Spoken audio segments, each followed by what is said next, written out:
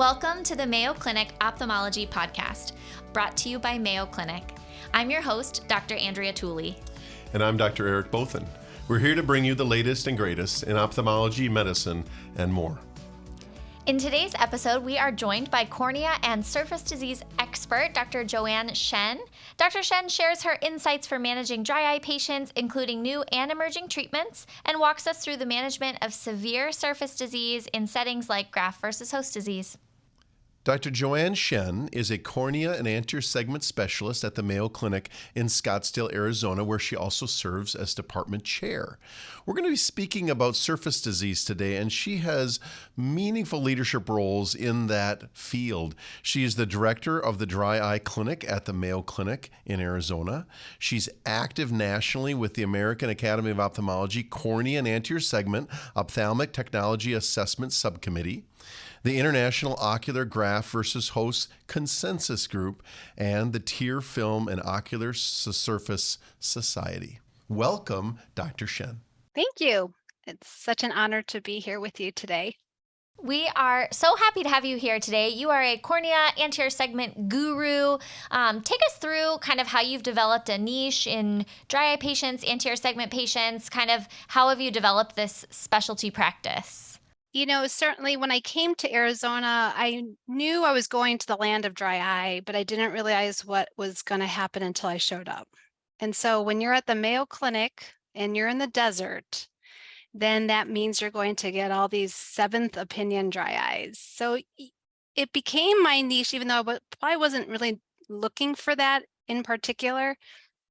And my mentor is Bill Bourne, and still occasionally talk to him from time to time. But about 10 years ago, started working with him on trying to figure out what my niche was. And really, he said, you know, we don't know stuff about GVHD. You know, our patients are living longer after transplant. So maybe you should start looking at your population and share what you know. And we were getting lots of dry eye patients that didn't have any solutions. And there was a lot of really interesting things happening about that time in 2012, and fortunate to have some technology that we could acquire. So it sort of came to me because of a necessity. Either I got good at it or I was going to have to find some other occupation. It's interesting that you say that it came to me out of necessity. I think most ophthalmologists feel that any patient with dry eye comes to them out of necessity, and we'd really rather not see them. So it's phenomenal that you've appreciated that need and risen to the occasion and advanced the care and are now a thought leader in this field. So it's exciting to share this time with you and just talk through lessons and tips that you have over basic management and then things that are, you know, kind of new and cutting edge to help these complex patients. Share with us just a little bit, because so many people do see patients with run-of-the-mill dryness, meibomian gland dysfunction, chronic irritation with age, and we'll talk about sort of some of the more advanced diseases here in a minute that are associated with dryness. But share some thoughts over when a patient comes in your exam room with dry eye symptomatology. What are the common questions you make sure you ask, and what are the things in the exam you make sure you do that you'd encourage the comprehensive ophthalmologist listening to do too? I think it's important to remember that I'm not seeing the typical dry eye patient. Rarely am I getting I've had it for 3 months. Usually they've been battling it for a while. So maybe what I do is not going to be typical for the comprehensive person seeing. But if you've been seeing somebody for a while and not gotten anywhere, generally I ask them sort of what is their, I really delve into what their lifestyle is and what their occupation is and when is the dryness the worst? Because, you know, if I find out that they have been bicycling without glasses in Arizona or any protective wear and they are having problems, I definitely need to address that. Or if they are waking up in the morning and their eyes feel the worst in the day, that's a question that maybe not it has not been asked before, but I think is this typical ceiling fan question. You know, we asked about ceiling fans, but we don't say, well, so if they're not using a ceiling fan, but yet they're waking up in the morning and their eyes feel terrible, or pretty bad, then I am concerned. So I definitely feel like focusing on that aspect of the restorative nighttime, that's the only time my eyes get to rest and regenerate, is nighttime. So I think finding a little bit more about what, are they a computer programmer? On the computer 12 hours a day? Are they in the right refractive prescription? Are they in their computer glasses? Those are basic questions that sometimes are missed by, especially, in our late 40s. Patient comes in late 40s and not wearing glasses at the computer. So these are not rocket science questions. In addition, every cornea external disease specialist would say a thorough exam. And it's hard when you're given 5 minutes to do your whole slit lamp exam. Are you going to take the time to flip the lids? Are you going to use lissamine green stain, which is very messy? Are you, going to look for foreign bodies, or just examine the ocular surface instead of just diving right in to look at the cataract? Yeah, I think those are all such good points. And I love that you're kind of coming back to the history as being so important, because these patients are really unique. And at least I found in my oculoplastics practice, when I'm thinking about the lids and thinking about excess tearing, that's what I see the most. And a lot of times it's dryness. It's not a one size fits all. They're all super different. And there's so many different causes. Dr. Shen, one thing that I always feel like I'm behind the curve on is some of the workup and testing modalities we have for dry eye. Talk to me about, do you do Schirmer testing or tear film osmolarity or inflammatory markers in the tear film, like MMP type thing? I'm always hearing about this, but I haven't incorporated any of that in my practice. Do you recommend that? Like, what's your basic tearing or dry eye workup? I think it's important to try to figure out, for my practice, they're coming from far away. I try to get as much done, but that is virtually impossible in a comprehensive practice. Generally, I feel like the tools that we have, like tear osmolarity, really just sort of confirms what we already sort of know. If it's evaporative tearing, then they have reflex tearing as a response, then their tear osmolarity is going to be low. I do it to confirm what I've already suspected. Very rarely am I surprised. And MMP9, I think, is helpful if you're trying to decide about doing oral doxycycline or topical azithromycin. The patient has a lot of maybe telangiectasias, more of the ocular rosacea look. And you're trying to decide if you're going to add that to the plan. Because we know that there are side effects in cost and difficulty getting topical azithromycin. There was a supply chain issue for a while, and trying to add that and explain to the patient why you're doing that, it helps to have some data to show them. And then I like to repeat it 3 months after I've done some treatment, to see if we've had some at least qualitative differences, because we can kind of see something. Sometimes MMP9 testing is very, very positive. It's like it's just lights up, and sometimes it's very faint. And we do sort of write that down, because sometimes if we can get it to be a little more faint, sometimes that correlates with symptoms for the patient. That's actually really helpful. Does MMP also, sorry for, these are really basic questions, and a lot of this is just because I don't have the knowledge base. Is MMP also indicative of inflammatory disease, and does that help you decide if you want to use an anti-inflammatory like Restasis or Xiidra or any of these other newer agents, or are there different testing that are more specific for those treatments?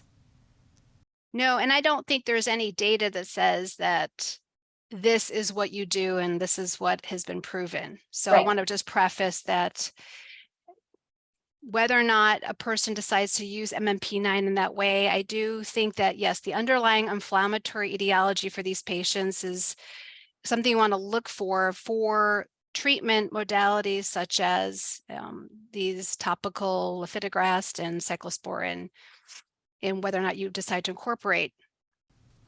Talk to us a little bit about, I think most of us are used to managing dry eye to a certain level of lubrication and lid scrubs and warm compresses or whatever people might have from their residency and their previous practice training. Share with us what your beyond the sort of the norm, what's your algorithm of I'm going to try this next as you go up the ladder for a dry eye patient that's already failed all that stuff? Or they come in with their bag of all their lubricants and they just want the next thing up the chain. And I know there's some, these newer treatments that are becoming available, but what's besides education and look at environmental things as you've talked about and heard their story, but what do you pull out of your tool trick, first, second, third, and what are your thoughts and why that way? Yeah, tell us all your secrets. I don't have any tricks. And honestly, if they pull in the whole bag, I'm like, okay, maybe we should just do a medication holiday. Let me just see what natural looks like. Obviously, at my stage, if I'm seeing them after months of what things have been going on or years, sometimes the treatments that they've piled on have actually started to cause some toxicity to the ocular surface. And I can't figure out, are they just washing away tears? We used to in training say, okay, if they're not good, preservative-free tears every hour. And then if they're really not good, then preservative tears every 30 minutes. And then you just can escalate. And over the years, I've been at Mayo in Arizona now for about 15 years. I really have just backed off on that because I feel like they're almost washing away their own natural tears. And we all know what's in those bottles is nothing biologic that we would naturally have occurring. So unfortunately, I don't have, if I did, I probably could have a robot do the dry eye clinic because then they could just give out the instructions.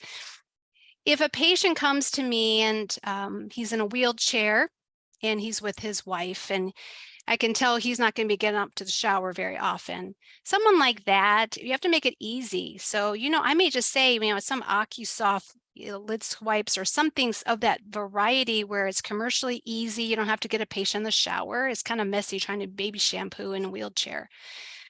So realistic based on the patient. Most patients come to me, their eyelids are already very clean, sometimes super clean. And some of these hypochlorous acid wipes are nice and sprays are nice to sort of cut down on the dander if patients can, implement. Yeah, so that's a nice added tool to our toolbox now. I love the hypochlorous acid sprays. I tell everybody to use Avenova as my favorite thing ever. I think it's so great. I just have to add a little tidbit. It's like my new favorite thing. Yeah, and I really like it that I rarely see people react to it. Yeah. I've looked at a lot of very allergenic patients, and the eyelid skin's very thin, so you have to be really careful not to overdo it. And people sometimes take scrubbing to the nth degree. Well, if a little is good, let me just go crazy, and then they start irritating the protective cuticle of the skin, right, or whatever that. Dr. Tuula, you know better, but honestly, it cannot take that much cleaning. So you got to be careful not scrubbing away vital epithelium. Talking about agents that you might choose, for meibomian gland dysfunction, it's meaningful that you're going to use an oral agent, and doxycycline, or I have a pediatric practice that I'll use clarithromycin. One of the things that I've found, or you've seen variation on, of how long people will treat to supplement or kind of reboot the surface health, how long to treat with some of those. Some people give a course for 2 weeks and other people do it for 2 months and taper. Thoughts on that, and when you choose a longer agent or shorter agent from a topical or from an oral antibiotic perspective? When you're talking about shorter agent, what were you referring to? Well, shorter duration. So prescribing antibiotics for 2 months is something that a lot of ophthalmologists may hesitate to prescribe longer acting. And yet, at least in my population, when a child comes in with blepharitis of meaningful degree and surface disease and corneal changes, I'm sort of under the understanding that I'll be tapering an oral medicine over many, many weeks, and oftentimes it goes beyond 2 months. But how common is that, or uncommon, in prescribing longer courses? And how would you encourage a comprehensive ophthalmologist that's going to prescribe doxy or clarithromycin? What's a typical regimen to try?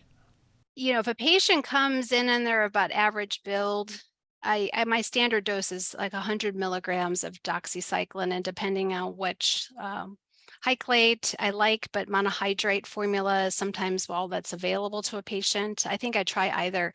It really is a tolerability. Most of the time, I have some patients who could probably take it forever. They're the minority. Many patients are intolerant. They get a UTI or yeast infection. They don't feel well. They have problems digesting. They love dairy. They can't have it with this, antibiotic. They're scared of side effects. They're scared of long-term antibiotics. So the myriad of excuses comes. I just say, let's try it for a month. And if we have any sort of indicator that things just feel calmer and less irritated, gritty, dry, and my exam sort of is consistent with that, then I will have them finish a 3-month. And then depending on how they did, if there was any tolerability issues, I generally will give them a 3-month break. I feel like it stays in our system for a while. And then just reassess, do I need to pulse them later? And otherwise, if they fail to taper off completely, they may be a candidate for a smaller dose or the same dose every other day. So we just play around with it depending on how the patient is doing. I like that a lot. That's great advice and very customizable. I don't see this as much with patients that I put on doxycycline, but I don't know if you guys have ever taken doxycycline. I took it as a malaria prophylaxis a couple years ago and had the most intense sun sensitivity. It was unbelievable. And I don't see this as much with our patients. I think it's because of slightly lower dose. But I was on a beach and I had to wrap my body, my hands especially, my hands were so sensitive, in cold washcloths to go outside because I felt like my skin was on fire. Yes. It was crazy. And so I really commiserate with patients. I don't know if I would want to be on it long term, but I think that's less of a side effect. But I just always think of that from when I had to take it. It's everything changes when you're in the patient seat, One thing, Dr. Shen, I want to ask you about is IPL, laser options, LipiFlow, kind of these new tech options for dry eye that are super popular. I think some people were skeptical of things like LipiFlow. I've actually seen great data from IPL, and you were one of the first to publish on this. And so tell us about using IPL and other kind of high-tech options for ocular rosacea, dry eye, lid disease, those kinds of things. It's been exciting in just the developments and the attention towards dry eye. And intense pulse light, I was skeptical. And it really was born out of necessity. Patients had exhausted everything else, and had we given up on meibomian glands, or were we going to try this? And I have loyal patients who want it, like it, come back for it, and it's not the most comfortable procedure. So I've done some limited pilot studies where I just did expression only versus IPL with expression, and patients still like their IPL. And of course, it's very hard to mask because it is a very unique experience. You can't really fake it because they can actually feel the intense light hitting their skin. So I think, unfortunately, many of the studies in the literature are industry funded because not a lot of people are spending the time doing IPL research, and the people who are doing it are sometimes in private practice and they don't have time to publish their results on what their patients are experiencing. I generally like to use IPL if patients are good responders to doxycycline, but just become very intolerant. They're too sun sensitive. They can't handle the GI side effects, some other issue. And it has been nice. If they respond well to doxycycline and just can't tolerate it, they generally, in my experience, of course, have responded. But we have not done a prospective study where we've sort of done a head-to-head doxycycline versus IPL. LipiFlow and Ilux and those other sort of just massaging only treatments aren't covered by insurance. I think they're very safe and can only help. There's very low risk, unlike IPL, where if you don't do it properly and you accidentally subject IPL to the iris and internal eye, you can actually cause severe uveitis and damage and vision loss. So we want to avoid that. But these other meibomian gland automated expression or sort of semi-automated manual expressions, I think are very helpful in just sort of decompressing these glands that get backed up to keep them moving. So in a normal practice, a patient comes in and goes through the treatment algorithms or care, and you find you're ready for that. Are those procedures being formed same day, or are they rescheduled? And then at what frequency is a typical patient having those repeated? For someone that my dry eye patients are my adult strabismus patients that really come in thinking they're double visions because of strabismus, and I send them back to say we need more dry eye care. But so just not being someone that manages those things, share with us how your practice manages those procedures and in what frequency. Many of my patients are waiting 3 months to get in, so I try to have time to treat them at that first visit. If they're a candidate for LipiFlow, and that's what I have for thermal pulsation or intense pulse light, then I actually will do it at that visit. And then for intense pulse light, it's actually a series of monthly treatments, and it's a series of 4 spread every 4 to 6 weeks. And generally, if they improve, then we'll finish the full. If they improve 100%, then we're done after the first treatment, but that's rare. Most of the time, patients will need 3 to 4 treatments to sort of get to a plateaued effect. If they don't respond by the 3rd treatment, we sort of move on to other modalities because I don't know if we're going to achieve anything. And obviously, they have to have viable meibomian glands. So before I do any of these treatments, I'm doing a meibography, which is just flipping the lids and using infrared photography, which is now pretty widely available on multiple platforms, to look at the meibomian glands and make sure there is something to save before we go on these expensive treatment and time-consuming. For LipiFlow, I think it depends on their patients. It can be anywhere from probably 6 to 12 months before we do a repeat, assuming that they've got an effect after 8 weeks. Usually they'll be better after 8 weeks of treatment, 8 weeks after their LipiFlow treatment. That's really helpful to know. I think the other thing that comprehensivists who are seeing these patients might be deciding is when to invest in these platforms. LipiFlow, getting an intense pulse light laser, these are really expensive investments in a practice. You're chair of the Department of Ophthalmology, so you understand the overhead and these investments. Do you think with technology and where this is going and how we're treating these patients that these are wise investments for practices? And how might a comprehensivist make that decision of when to incorporate some of these platforms into their practice?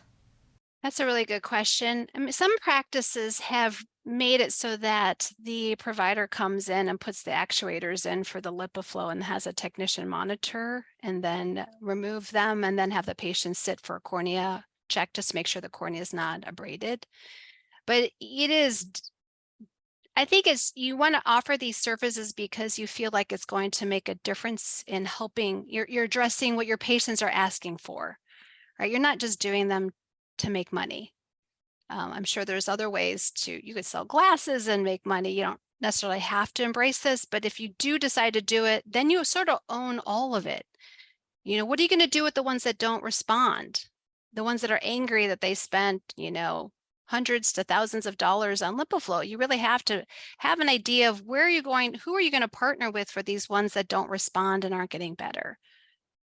Looking for other ocular surface disease that may be also impacting the patients. On that note, I'd like to transition a little bit because part of your expertise has grown and matured in light of other ocular disease affecting your treatments. Share with us a little bit about graft versus host disease or other surface conditions that are rich in your practice that we could learn from. Mayo's certainly has a unique tertiary quaternary referral location with transplants being done at high levels. And so you see patients with complex graft versus host situations. And I just know that's an expertise of yours. So share with us how that practice is the same or different in managing their surface disease. Back in training, I alluded to before, back in probably 2000, many patients who got stem cell transplants for leukemia and lymphoma basically died if they got ocular GVHD. The mortality was quite high. We didn't have antifungals that were effective that we do now. And so by the time I came out of fellowship and was in practice at Mayo, we started seeing people fortunately survive. They survived their transplant, they survived their cancer, and now their transplants were working really well, and their eyes were feeling terrible, and their quality of life was just miserable. And I don't think in training we really had good experience because these patients were so sick.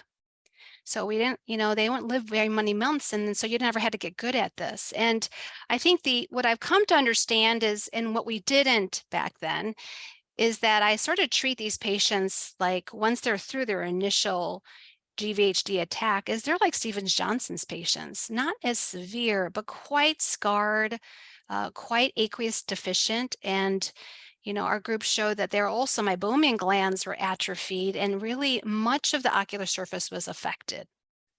And, I would get patients, I was told you just use steroids on them, you immune suppress them. If they're symptomatic, it's an immune attack. But really what I've come to realize is that they're just super dry.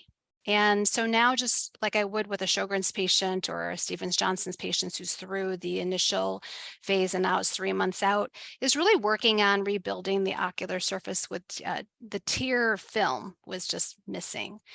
And I got desperate to a point. I even tried running IPL on the series of patients, and ran a prospective trial where I actually was doing IPL on patients and the one thing that, and IPL does not work for GVHD, I just want to make that quite clear, but it was interesting because I saw these patients intensively for the 6-month study. And I soon realized their GVHD there was one eye that was worse than the other. And I really, after hearing them complain about how bad their eyes were, despite this miracle IPL that had shown up, and we were so hoping that it would help, I realized that they really just needed punctal occlusion. So it's not very glamorous, but I am very aggressive about punctal occlusion for these patients. And I have seen a lot of patients do much better just with punctal occlusion. So if they come to me and they've been treated with a lot of topical steroids, generally I'll try to say, let's just work on your tear film and tone back the steroids, which probably aren't helping with wound healing. Those are all really good tips and super challenging patients to treat.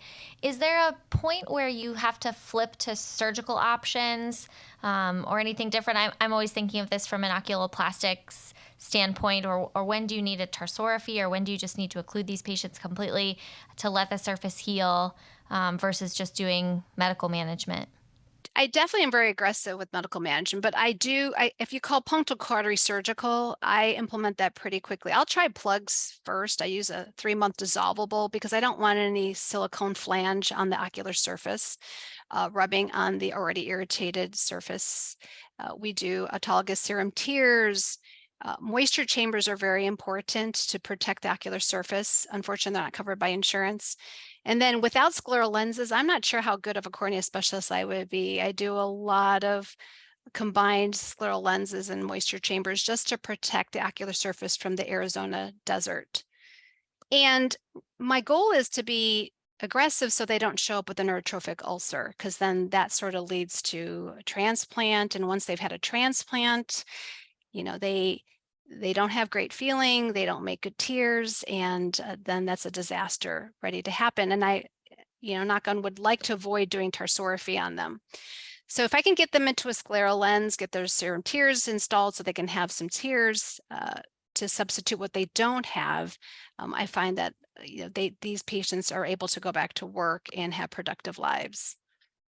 Yeah, we're so lucky at Mayo that we have the ability to get scleral lenses for our patients. I use them a lot too, and I really love scleral lenses. They're such a good option for patients. I actually don't know what the landscape of scleral lens therapy looks like in private practice. How easy is it for comprehensivists to get them made, get them fitted for their patients?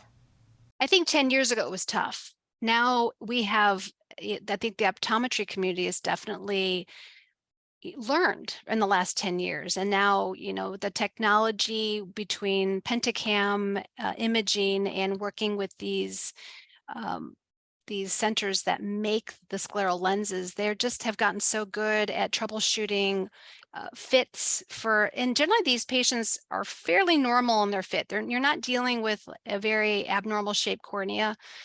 The conjunctiva may be a little bit scarred, but most of what you're using on the scleral lenses that's sitting on the sclera is normal.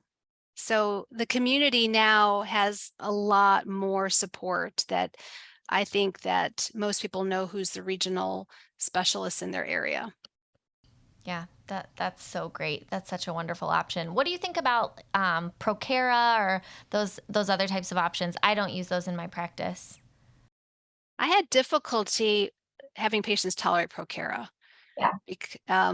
So sometimes I probably don't utilize amniotic membrane a whole lot because I just haven't had to. I think that some people like to use it just as, early first line. But for me, it's like, okay, which eye is worse? I'm going to do one eye at a time. I can't do both.